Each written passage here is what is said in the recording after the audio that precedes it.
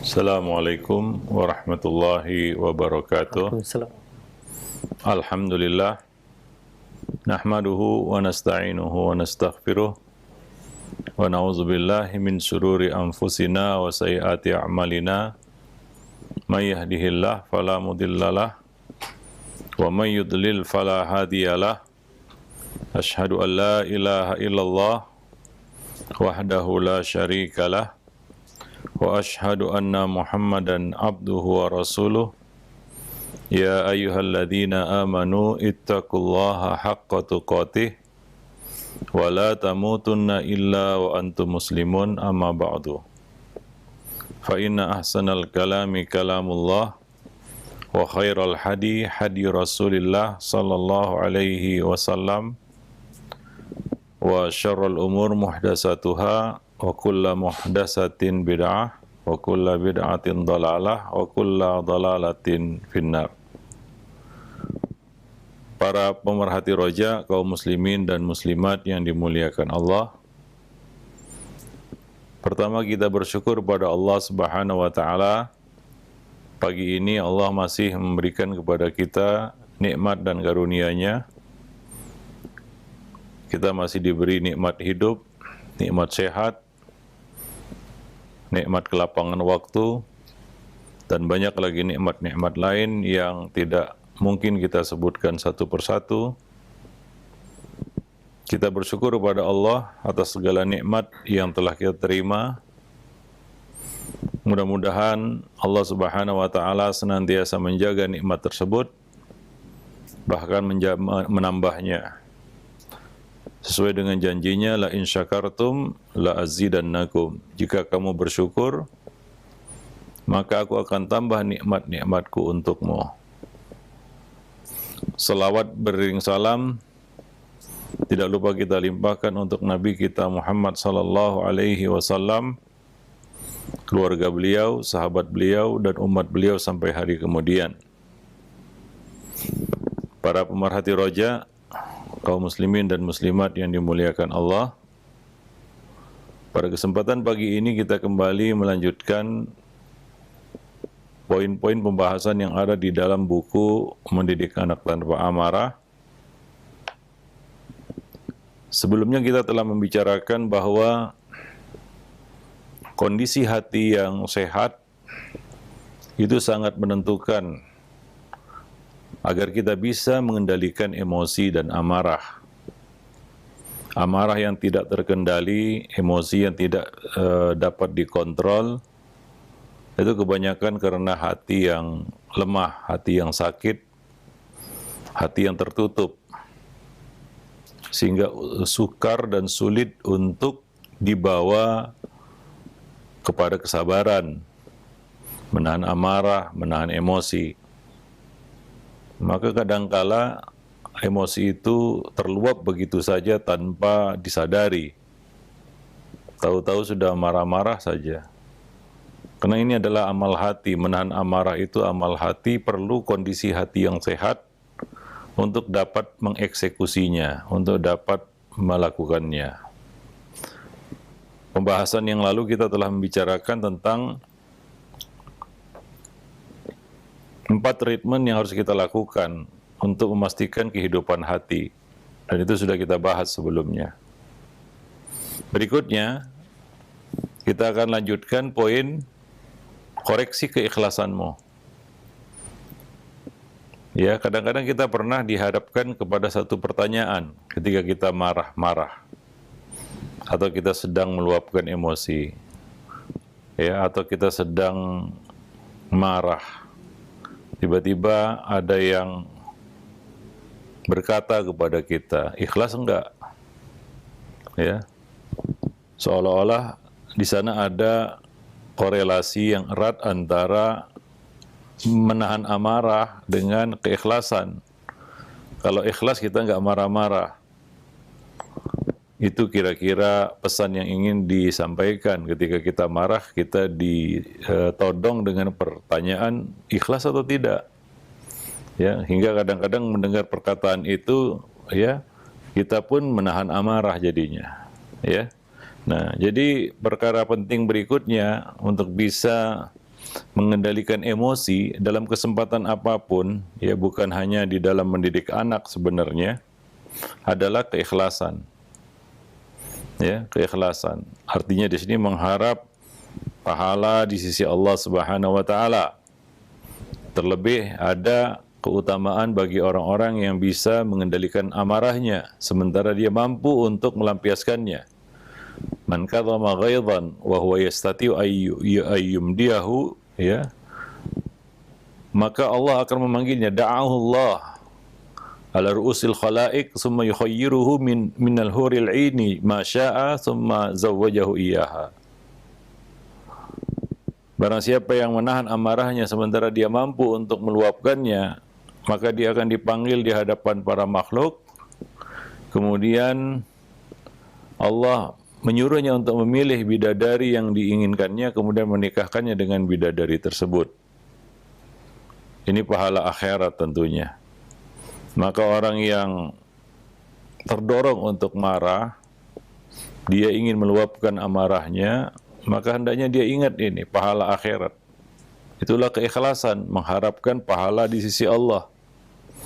Ya bukan kepuasan. Kadang-kadang orang itu meluapkan amarahnya untuk melampiaskan nafsunya.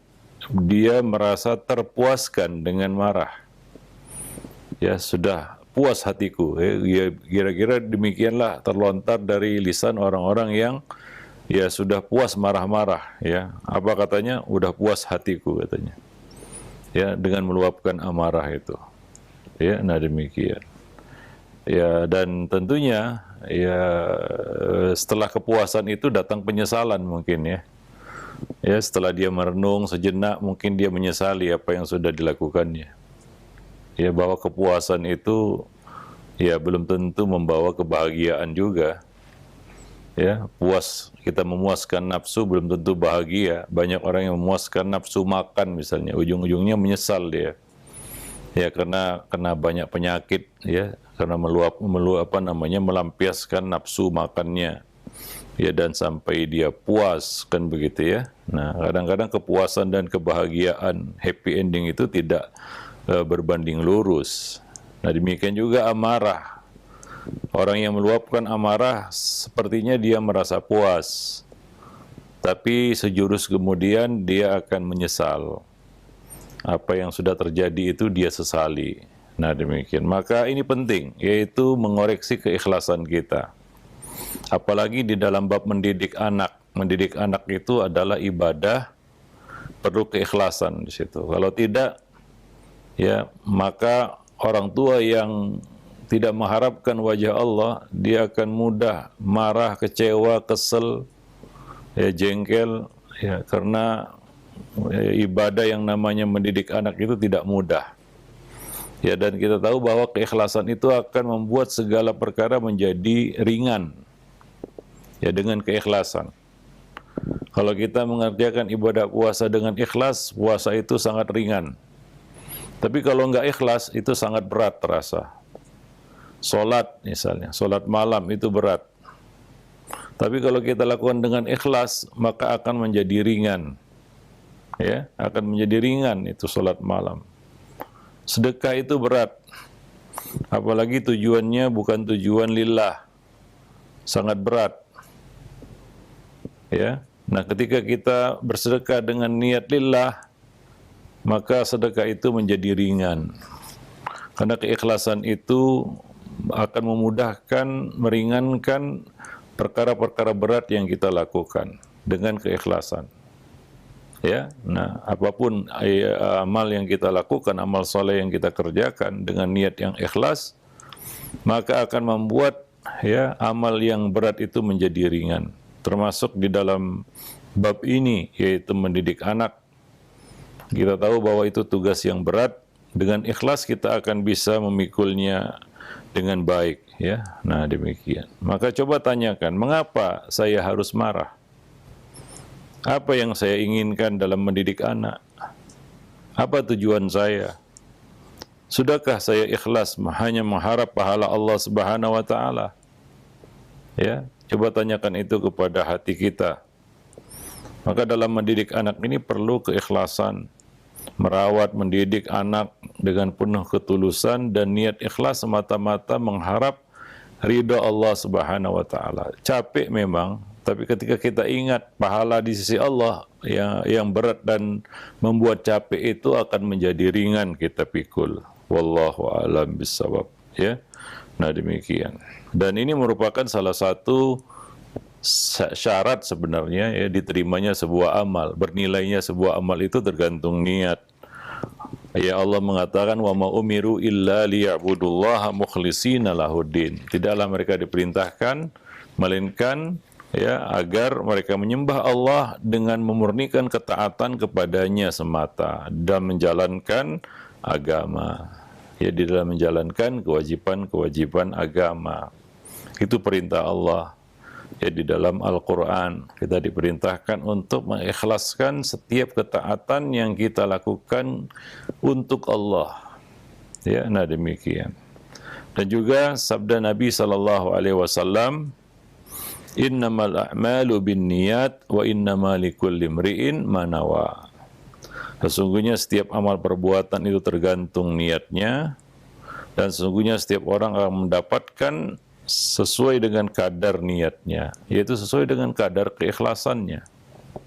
Ya, sesuai dengan kadar keikhlasannya. Maka seorang ayah dan ibu yang mendidik anaknya dengan keikhlasan, dia akan fokus kepada tujuan, yaitu mendidik tanpa pamrih. Ya, tanpa pamrih. Dia tidak akan mudah mengeluh. Salah satu tanda rapuhnya keikhlasan adalah kita mudah mengeluh. Sedikit-sedikit mengeluh, dikit-dikit mengeluh, ya. Nah, seolah-olah kita terpaksa melakukannya. Seolah-olah kita terbebani mengerjakannya. Ya. Kalaulah niat kita ikhlas lillahi ta'ala, kita harapkan segala jerih payah, keringat yang kita kucurkan, itu akan berbuah pahala nantinya di akhirat. Kita mendapatkan pahalanya di akhirat. Maka semakin berat tantangan kita di dalam mendidik anak, kalau niat kita ikhlas ya, maka semakin besar juga pahala yang kita akan dapatkan di akhirat. Ada orang yang tidak mendapatkan tantangan yang berarti di dalam mendidik anak. Kayaknya gampang begitu ya.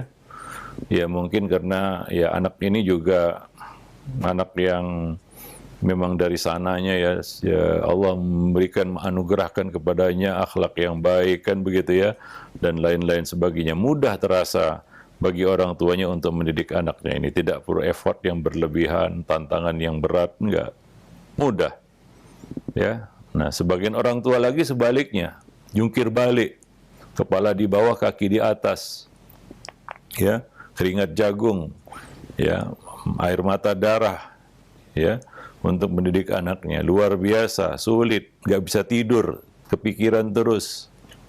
Ya, tantangan nggak habis-habisnya. Ya, masalah nggak habis-habisnya. Ya, berat.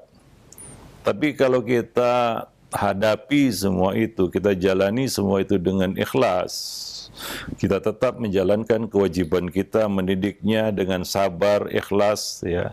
Ya, insya Allah pahala yang kita dapatkan lebih besar daripada orang tua yang mendidik anaknya mudah saja begitu ya. Kayaknya lurus-lurus saja, lempeng-lempeng saja, nggak ada tantangan yang berarti. Maka tidak perlu kita iri. Wah, enak sekali si fulan ya, anaknya kayaknya mudah diatur, mudah diarahkan. Saya, aduh, pusing kepala, pusing 7 keliling. Ya, ini, itu, dan lain sebagainya. Ya, nah, pertama, kalau kita ingin kewajiban yang kita pikul itu menjadi ringan, ikhlaskan niat. Dengan keikhlasan itu, ya, kita akan mudah untuk memikulnya, seberat apapun itu. Dan dengan niat yang ikhlas itu, kita akan mendapatkan pahala yang lebih besar. Ya, innamal jaza' min jinsil amal. Sesungguhnya balasan sesuai dengan ya, jenis amal, ya, kadar amal yang kita lakukan. Semakin berat, semakin besar pahalanya. Kita bukan mengharap ya. Ya, tidak ada orang tua yang mengharap anaknya susah dididik gitu, nggak ada. Ya, rata-rata orang tua ingin anaknya mudah dididik begitu ya, nurut ya, nggak ada macem-macem lah istilahnya ya, lurus-lurus saja. Maunya seperti itu, maunya ya. Tapi ya kenyataannya ya di dalam dunia nyata ya tidak semua berjalan seperti yang kita maui. Ya ternyata anak ini ya macam-macam masalah yang ditimbulkannya. Nggak habis-habis, nggak putus-putus. Belum lagi selesai satu masalah, datang masalah berikutnya. Ya, nah kalau kita ikhlas, kita akan memikulnya dengan dengan baik ya, tanpa keluhan, tanpa ya kita mengkomplain ya, tidak banyak komplain, tidak banyak keluhan ya, karena kita yakin bahwa Allah akan memberikan pahala yang besar. Terlepas dari hasil ya, bagaimana pahala yang didapatkan oleh Nabi Nuh alaihissalam mendidik anaknya berpuluh-puluh tahun, bahkan beratus-ratus tahun. Ya, tapi itu juga tidak membuat anaknya beriman. Tapi Nabi Nuh dengan ikhlas melaksanakan tugas mendidik sampai last minute, sampai di menit detik-detik akhir. Luar biasa itu. Dan tentu ini menghasilkan pahala yang besar. Terlepas dari hasil ya. Hasil kan bukan di tangan orang tua, berat ya. Sebagaimana kita katakan, berat terasa kalaulah mendidik itu berhasil tidaknya itu lihat dari hasil. Ya, apakah anak itu ya soleh atau tidak soleh. Ya, nah demikian. Wallahu alam bisawab. Ada orang tua yang tidak kurang mendidik anaknya. Dia menjalankan semua poin-poin pendidikan dengan baik. Tapi ya kenyataannya mungkin berkata lain. Ya, tidak perlu kita menyesali takdir yang sudah terjadi. Tidak perlu juga kita iri, hasad kepada orang lain yang mungkin ya dimudahkan, dia mudah ya di dalam melakukan tugas dan kewajibannya itu. Ya, nah harapkanlah pahala di sisi Allah Subhanahu wa taala. Nah, inilah fungsi keikhlasan. Disinilah ya keikhlasan itu berperan. Kalau kita ikhlas, kita nggak akan banyak komplain. Kalau kita ikhlas, kita tidak akan mudah mengeluh. Kita akan memikul itu dengan senyuman ya, dengan senang hati. Walaupun ya kita katakan pahit terasa, getir ya, tapi pahalanya besar di sisi Allah Subhanahu wa taala. Nah, demikian. Jadi kita akan memperoleh hasil kerja menurut kadar niat yang ada dalam hati. Semakin tinggi tingkat keikhlasan, semakin besar pula balasannya di akhirat. Semakin tinggi pula martabat kita di sisi Allah Subhanahu wa taala. Ya. Samping itu, keikhlasan ini akan mendatangkan ridha Allah Subhanahu wa taala. Nah, demikian. Wallahu a'lam bissawab. Ya, sebagaimana dikatakan Nabi ya, bahwasanya barang siapa yang niatnya itu akhirat, ikhlas, ya maka Allah akan mudahkan urusannya. Artinya apa? Allah akan kuatkan dirinya dalam melewati tantangan-tantangan yang berat itu. Nabi SAW mengatakan, "Man kanatil akhiratu hammahu." Barang siapa yang menjadikan akhirat sebagai niatnya. Ya, dalam riwayat lain dengan lafal niyatahu. Barang siapa menjadikan akhirat itu sebagai niatnya. Niatnya ikhlas untuk mengharapkan pahala di akhirat. Maka apa janji Allah untuk orang seperti ini? Ja'alallahu ghinahu fi qalbihi. Allah akan jadikan kekayaan di dalam hatinya. Hatinya akan kuat. Dia adalah orang yang kaya hati. Dia tidak mudah mengeluh, tidak mudah menyerah, ya tidak rapuh. Kenapa? Karena hatinya kaya. Wa jama'alahu syamlahu, dan Allah akan mengumpulkan kekuatannya. Ya, Allah Subhanahu wa taala akan mengumpulkan syamlahu, ya kuwatahu, kekuatannya. Allah akan memberikan kekuatan pada hatinya, ya. Nah, wa atadhu dunya wa hiya raghimah, dan akan datang kepadanya dunia dalam keadaan tunduk dunia itu kepadanya. Nah, ini bagi orang-orang yang menjadikan akhirat sebagai tujuan, ya, maka jagalah ya keikhlasan itu. Ya, betapapun berat amal yang kita hadapi, tantangan yang kita hadapi, ujian iman yang kita hadapi. ya, maka perlu keikhlasan itu. Maka kita harus terus ya melatih diri untuk ikhlas, ya, dan berusaha untuk mengejar keikhlasan itu. Berusaha untuk menjadi hamba yang mukhlis, ya. Nah, demikian. Dan dalam mendidik anak dengan niat yang ikhlas ini kita akan jauh dari ya kita katakan apa ya, tindakan-tindakan yang konyol, yang nggak perlu sebenarnya, tindakan yang bodoh, ya seperti marah-marah. Ya, nah akhirnya bagaimana kerugian itu kembali kepada kita. Ya, orang yang membiasakan diri marah maka akan terus marah, itu dia. Itu kata kuncinya. Kalau kita membiasakan marah, maka ya marah itu akan menjadi style ya. Allah bisa karena biasa. Maka kadang-kadang orang yang sudah biasa marah ini nggak ada alasan untuk marah pun dia marah. Kenapa? Karena sudah menjadi makanan hari-harinya, makanan sehari-hari baginya. Maka kalau nggak marah nggak sah itu. Ya, kalau nggak marah satu hari ini nggak sah, ada aja itu. Hal-hal yang dijadikan alasan untuk marah. Itu orang yang membiasakan diri marah. Nah, dalam mendidik anak, ya ini ya kita khawatir ya setan menggelincirkan hati kita. Marah itu berbuah menjadi suatu tindak kezaliman. Ya, karena meluapkan amarah itu ya sampai pada puncaknya yaitu kita menzalimi orang lain, menyakiti orang lain. Ya, dan bukan tidak mungkin yang kita sakiti itu adalah anak kita sendiri. Ya, buah dari marah-marah. Diawali dari marah-marah itu, dari marah yang kecil mungkin ya. Dari marah yang kecil, marah itu ya seperti kobaran api. Ya, ya karena apa namanya? Api yang besar itu min mustasgharis syarari, dari percikan api yang kecil. Marah itu ya kebanyakannya awalnya kecil, ya lama-lama membesar, akhirnya menjadi kobaran api yang susah untuk dipadamkan dan membinasakan, melahap apa-apa yang ada di hadapannya. Nah itu marah, ya maka ya kita katakan dengan ikhlas itu kita dapat meredamnya, ya. Ya, atau bisa menjadi suatu warning ya, alarm ya dalam hati kita. Begitu kita marah, ya kita sadar dan menahan diri untuk marah.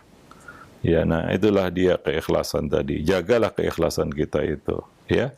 Nah, dan juga kita terus melatih diri untuk menjadi hamba yang mukhlis. Ya. Nah, berikutnya adalah kita akan jelaskan kiat-kiat untuk meraih keikhlasan itu. Ya. Nah, mungkin kita ingin ya ikhlas dalam mendidik anak itu adalah cita-cita yang tinggi. Ya, tapi ingat ya tidak akan bisa kita raih cita-cita yang tinggi ini kecuali dengan kesungguhan, yaitu azam. Karena ini bukan perkara yang mudah. Ya, menjaga merawat keikhlasan itu perkara yang berat. Karena keikhlasan itu harus ada dari awal amal sampai akhir amal. Mendidik anak itu ya mulai dari kecil dia lahir sampai mungkin dia dewasa. Wah, itu adalah amal yang tugas kewajiban yang panjang sebenarnya. Maka kita katakan bahwa mendidik anak itu berat memang. Dari awal ya sampai dia dewasa. Ya, sampai kita bisa lepas. Ya. Kita berkewajiban untuk mendidiknya. Jadi ini adalah suatu kewajiban tugas yang panjang. Nah demikian, ya. Maka para pemerhati roja, kaum muslimin dan muslimat yang dimuliakan Allah, ya, pekerjaan yang berat ini tentunya perlu ya kita katakan kesungguhan ya, untuk dapat memikulnya. Ya, nah demikian. Wallahu a'lam bishawab. Banyak di antara alim ulama mengungkapkan bahwa menjaga keikhlasan merupakan amal yang paling berat. Ya, amal yang paling berat. Terlebih lagi pada diri manusia itu tertanam kecintaan pada dunia, puji-pujian, berbangga-bangga dengan ya apa yang dimiliki, termasuk anak ya. Nah, maka perlu di sini ya para orang tua untuk terus merawat dan melatih diri untuk ikhlas. Ya, di antara perkara yang membantu kita untuk ikhlas adalah memohon pertolongan Allah Subhanahu wa taala. Itu yang pertama. Sebab ikhlas ini adalah amalan hati. Hati itu ada di antara dua jari dari jari-jari Allah Subhanahu wa taala. Siapa yang membolak-balikkan hati? Allah Subhanahu wa taala. Maka ada doanya, ya muqallibal qulub, tsabbit qalbi ala dinik. Ya Allah yang membolak-balikkan hati, teguhkanlah hatiku di atas agamamu. Artinya apa? Artinya bolak-baliknya hati manusia itu di tangan Allah Subhanahu wa taala. Maka dari itu yang pertama adalah mohon pertolongan kepada Allah, ya. Minta bantuan kepada Allah Subhanahu wa taala, ya. Nah, kita adalah makhluk yang lemah, hati kita juga lemah, mudah berbolak-balik. Maka kita sadar bahwa tidak ada daya dan upaya, tidak ada kekuatan untuk dapat mewujudkan ini kecuali dengan pertolongan Allah Subhanahu wa taala, ya.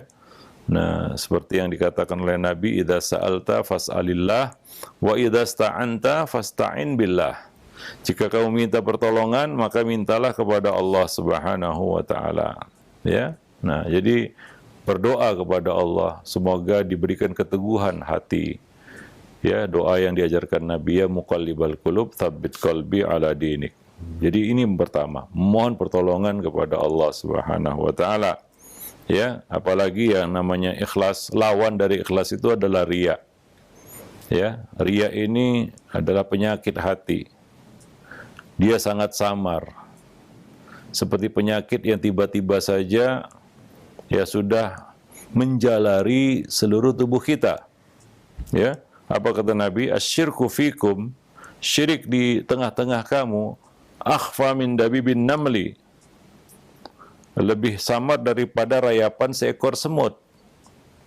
Enggak terasa, tiba-tiba kita sudah digigitnya.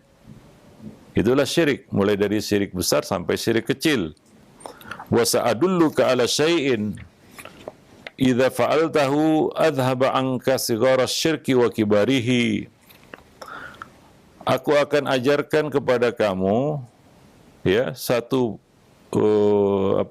satu ucapan doa yang apabila kalian amalkan itu, kalian baca itu, maka akan menghilangkan darimu ya syirik besar sampai syirik kecil sampai syirik besar, ya, riya sampai pada syirik yang sesungguhnya, yaitu menyentuhkan Allah Subhanahu wa taala. Jika kamu melakukannya, jika kamu mengamalkannya, itu apa doanya? Allahumma inni a'udzubika an usyrika bika wa ana a'lam wa astaghfiruka lima la a'lam. Ini doa yang diajarkan Nabi SAW. Ya Allah, sungguh aku berlindung kepadamu dari menyekutukanmu, sedangkan aku mengetahuinya. Dan aku mohon ampun kepadamu atas apa-apa yang tidak aku ketahui. Ya, nah demikian. Jadi kita mohon kepada Allah agar ya kita dijauhkan dari riya ini, ya, perkara yang bisa merusak keikhlasan kita, yaitu riya. Apalagi di dalam mendidik anak, ya.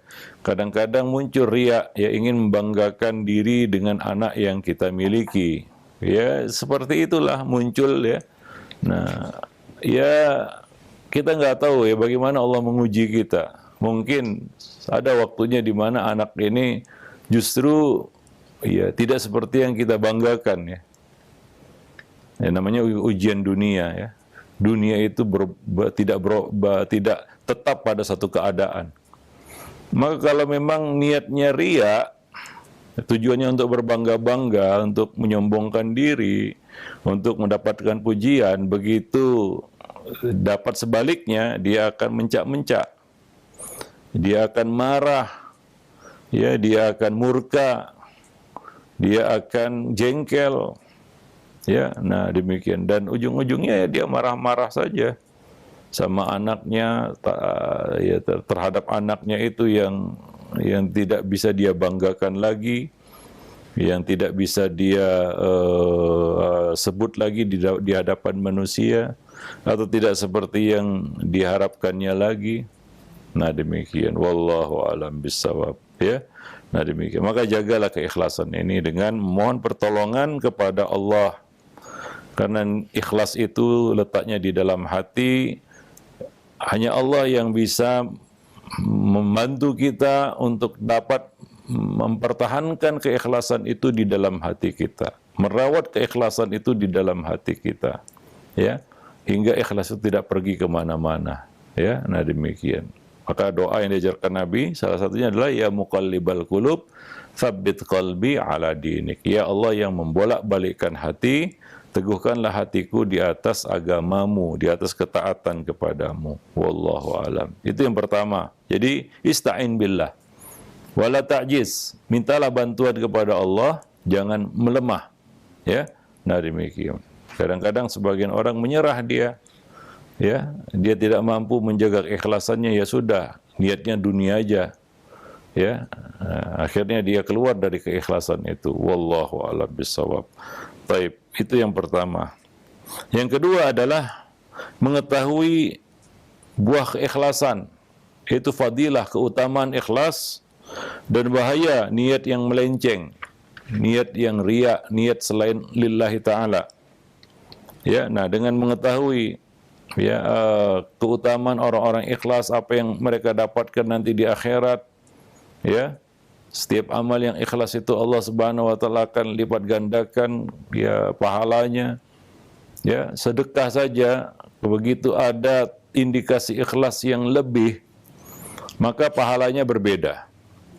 Orang yang berusaha untuk ikhlas dalam sedekahnya dengan menyembunyikan sedekah, sehingga tangan kanannya tidak tangan kirinya tidak tahu apa yang disedekahkan oleh tangan kanannya, maka dia mendapatkan keutamaan yang lebih, yaitu apa?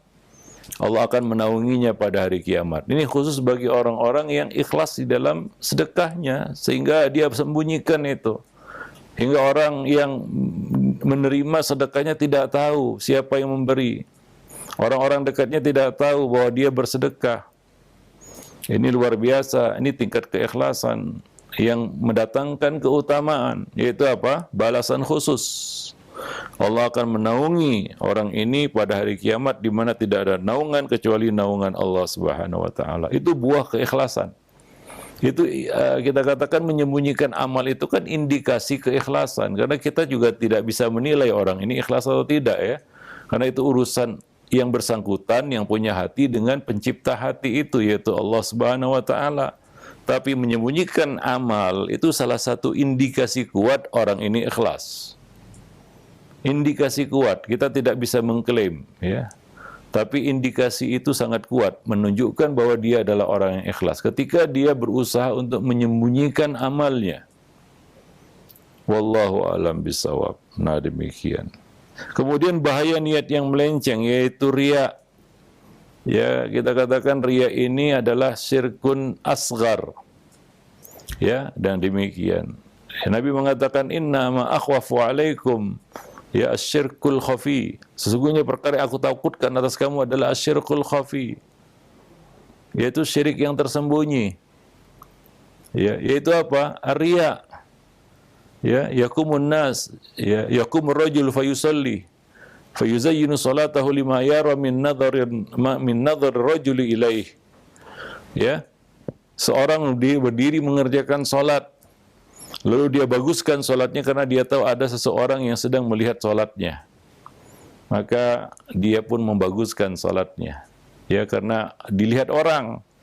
Ya, ada tujuan lain di situ. Ya, selain lillahi ta'ala. Ingin pamer, ingin menunjukkan show, ya, ingin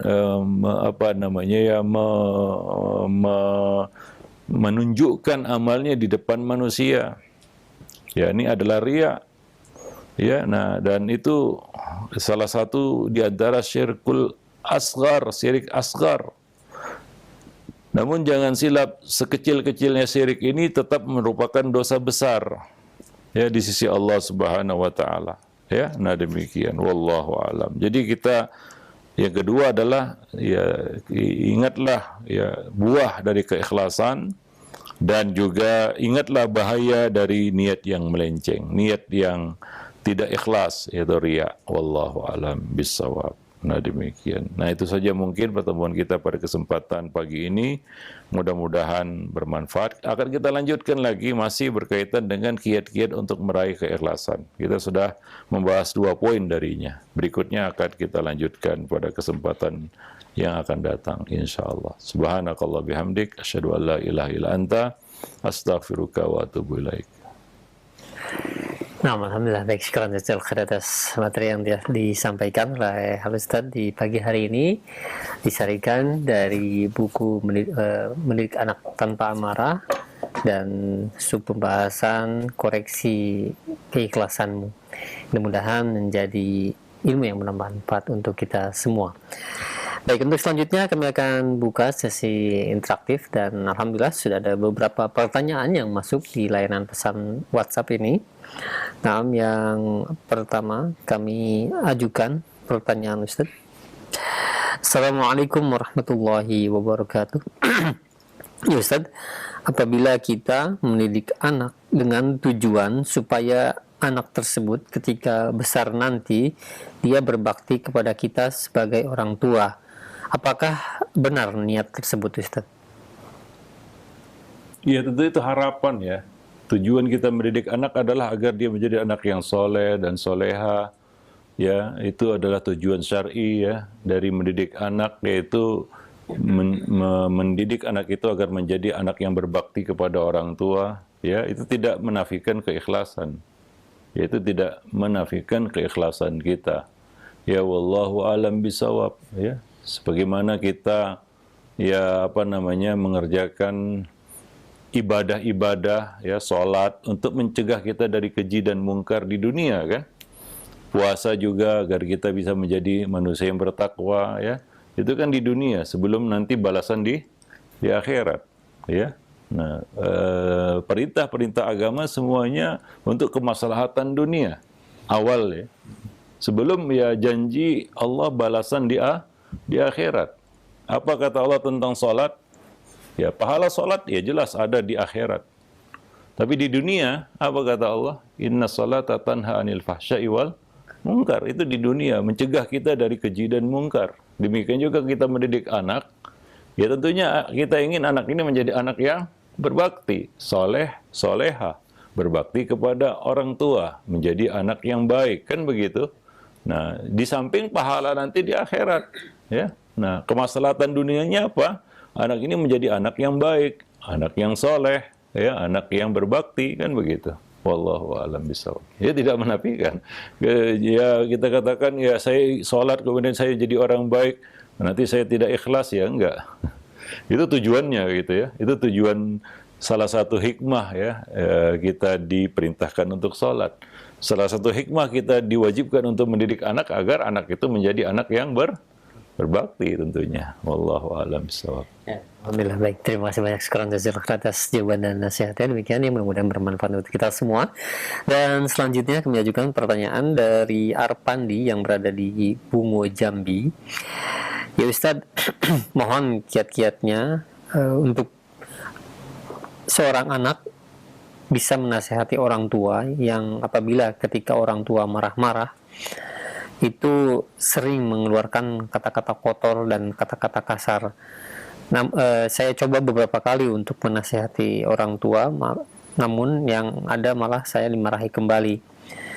Dan mohon nasihatnya Ustaz agar orang tua diberikan hidayah kepada sunnah. Barakallahu fikum. Iya, ini kebalikan ya.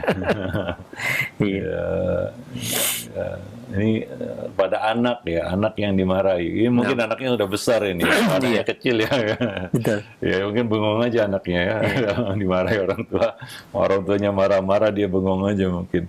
Tapi ketika anak itu sudah mulai dewasa kan begitu ya, remaja, ya kemudian orang tuanya masih mempertahankan kebiasaan marah-marah, mungkin sejak anak ini kecil biasa dimarahi ya mungkin ya. Nah kan kadang-kadang orang tua itu nggak terasa dia, wah anaknya ini bukan anak-anak lagi, udah remaja ya. Kemudian dia masih tetap mempertahankan style yang lama gitu, gaya lamanya gitu ya, marah-marah gitu ya.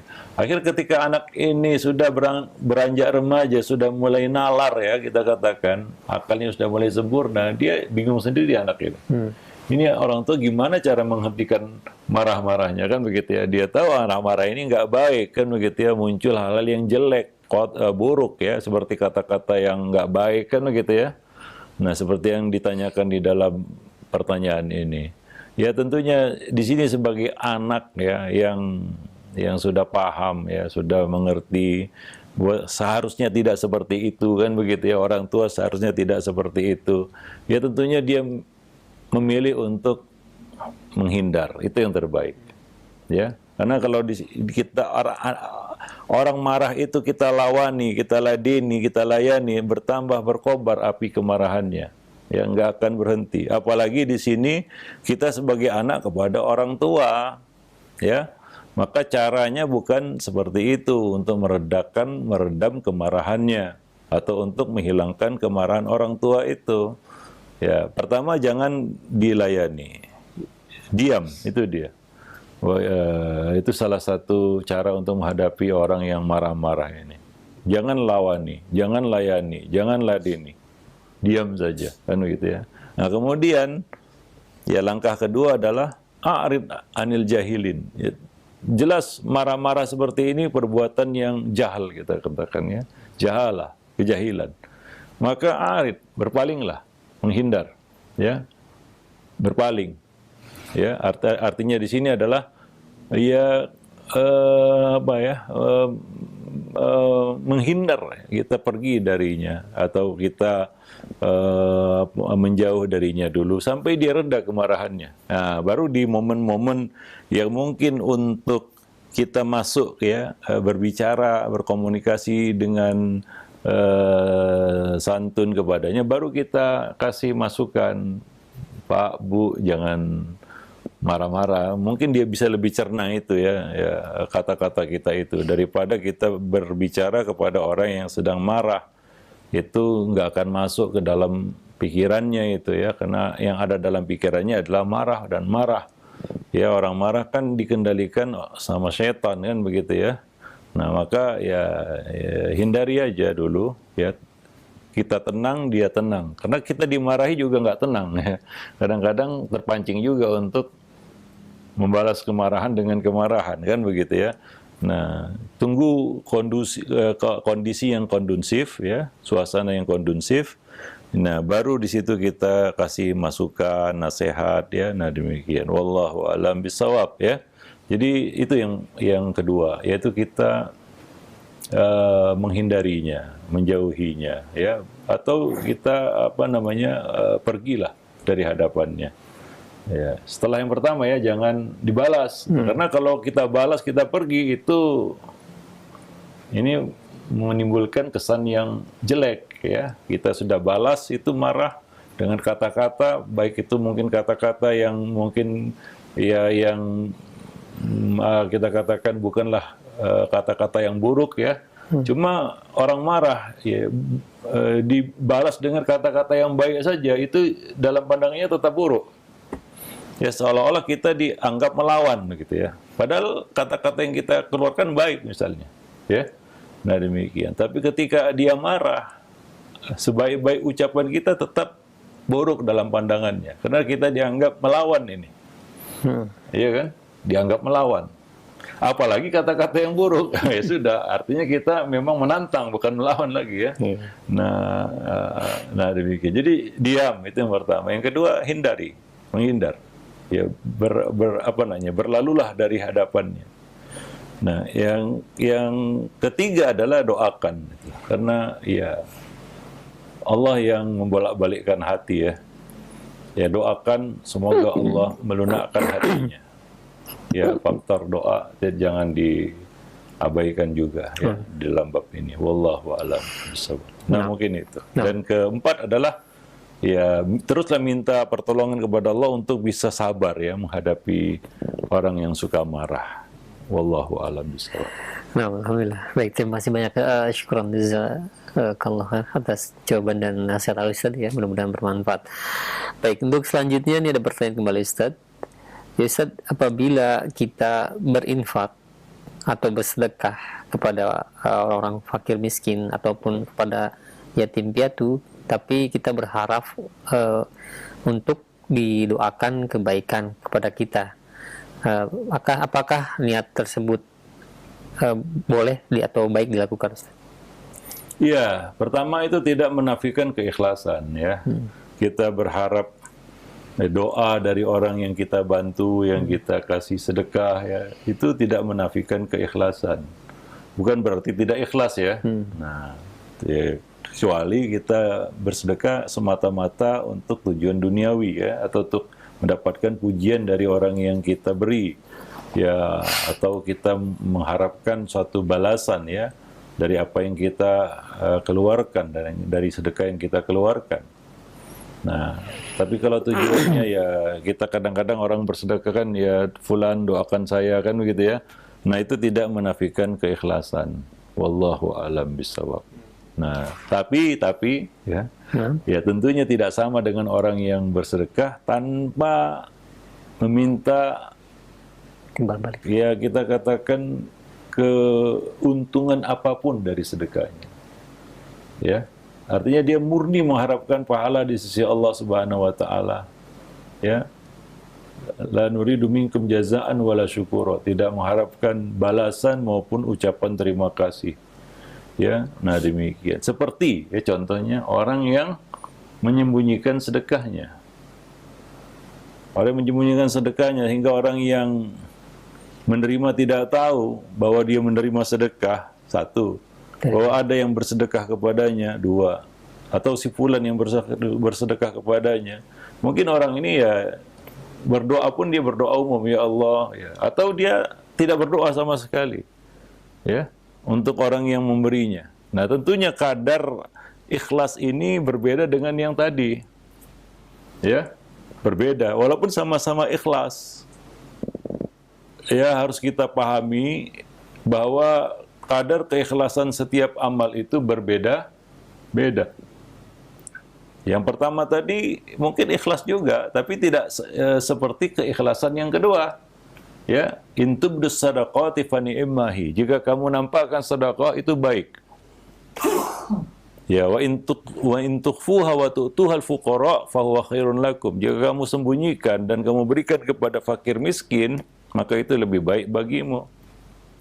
Ya, nah ini kadar keikhlasan yang tidak sama tentunya. Wallahu a'lam bishawab. Ya, nah demikian.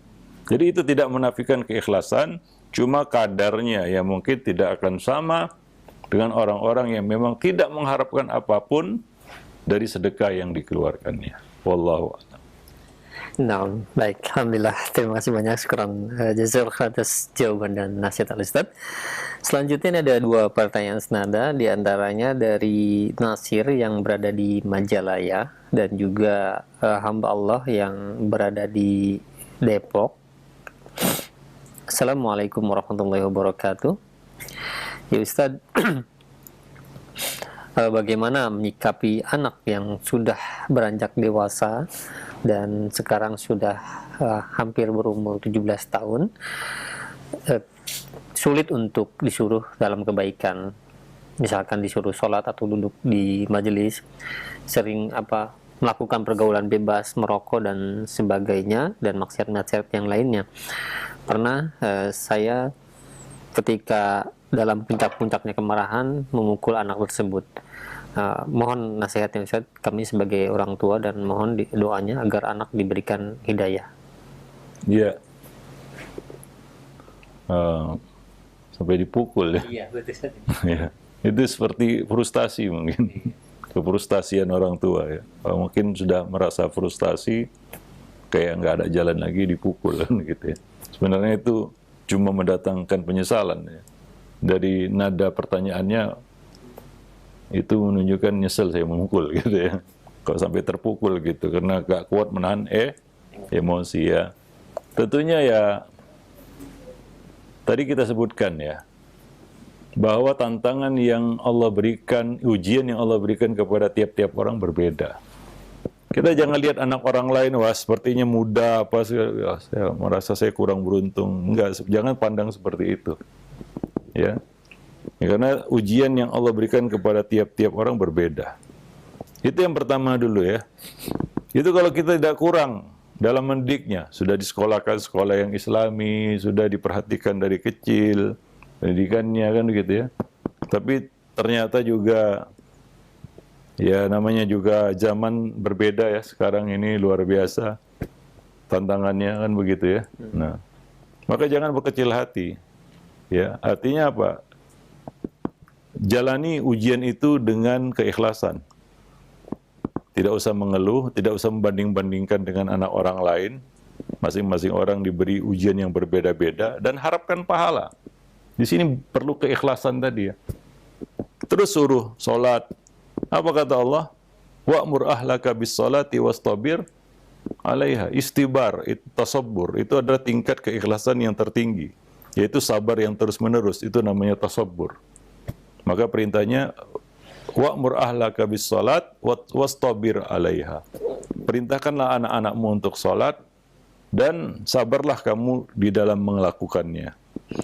Dalam menyuruh, dalam mengerjakan salat itu sendiri, ya.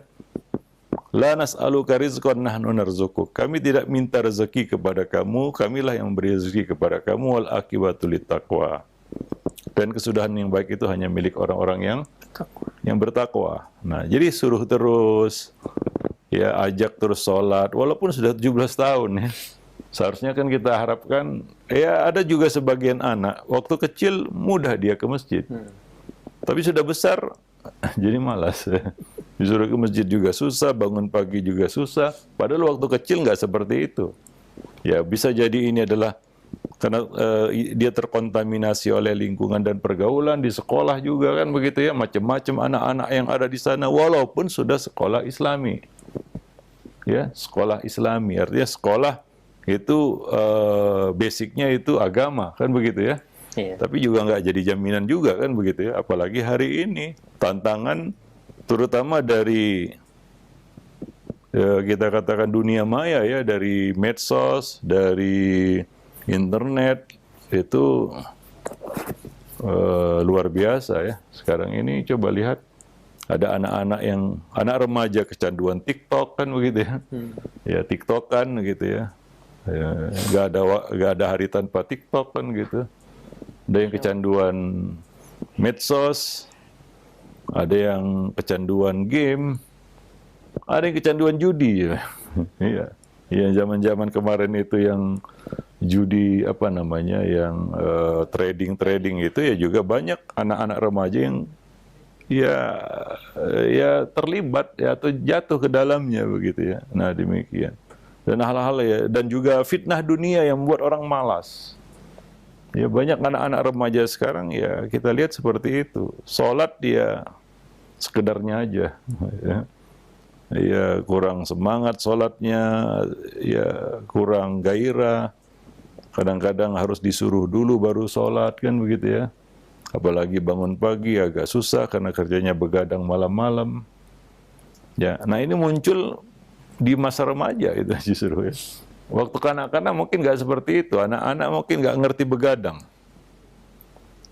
Anak-anak kecil nggak ngerti begadang. Begitu dia remaja, dia sudah ngerti begadang gitu ya. Apalagi kalau dibebaskan handphone di tangannya, selesai sudah. Ya mau semalaman itu dia main handphone, apalagi kuotanya itu malam-malam yang gratis ya. Ya kuota yang bebas YouTube dan lain sebagainya malam-malam, ya sudah malam-malam dia bergerilya itu ya. Nggak tidur itu. Maka wajar kalau pagi-pagi dibangunkan untuk sholat subuh susah. Kenapa? Malam dia nggak tidur. Nah kadang-kadang orang tua nggak ngerti ini. Ya ini kenapa anak saya susah dibangunkan pagi? Karena dia begadang malam-malam, Bapak Ibu sekalian. Itulah dia anak sekarang. Ya ini tantangan kita ya. Kita nggak bisa, oh enak sekali orang tua zaman dulu nggak ada ini semua, ya nggak bisa seperti itu ya. Nah maka tadi perlu kita keikhlasan. Jangan ya kita katakan menyelesaikan masalah dengan menimbulkan masalah yang lebih besar, ya membuat anak ini jauh dari kita, kan begitu ya, kita pukul dia, kita usir dia, ya kita sisihkan dia, kita rendahkan dia, kita jatuhkan dia, ya betul-betul jatuh, betul-betul pergi, betul-betul hilang dia dari pandangan kita, kita juga yang tambah repot nanti. Ya, wallahu a'lam bishawab. Apalagi sampai dipukul. Nah ini kan ya ya bisa berakibat buruk ya. Bisa jadi dia melawan, ya kemudian terjadi perkelahian dan lain sebagainya. Ini kan bisa buruk gitu. Karena anak 17 tahun dipukul, kalau dia balas kita yang KO gitu ya. Nah, karena dia sudah bertenaga juga gitu. Kita tidak mengharapkan seperti itu tentunya ya. Tapi ya itu riskan kita katakan ya. Main pukul di usia seperti itu. Ya wallahu alam bisawab. Ya, jangan katakan wah kan ada izin memukul Ustaz, wadribuhum fi asyrin ya gitu ya. Nah, pertama kita udah tahu nggak kaedah mukul yang benar? Itu dulu ya. Kemudian apakah kita sudah melewati tahapannya, nasihat dan lain sebagainya? Ya. Kemudian ya apakah kita sudah timbang masalah dan mudaratnya dari memukul itu? Kalaupun ada izin untuk memukul, apakah harus dipukul? Apakah penyelesaiannya dengan pukulan? Ya, ataukah pukulan itu hanyalah sekedar untuk melampiaskan kekesalan, nafsu?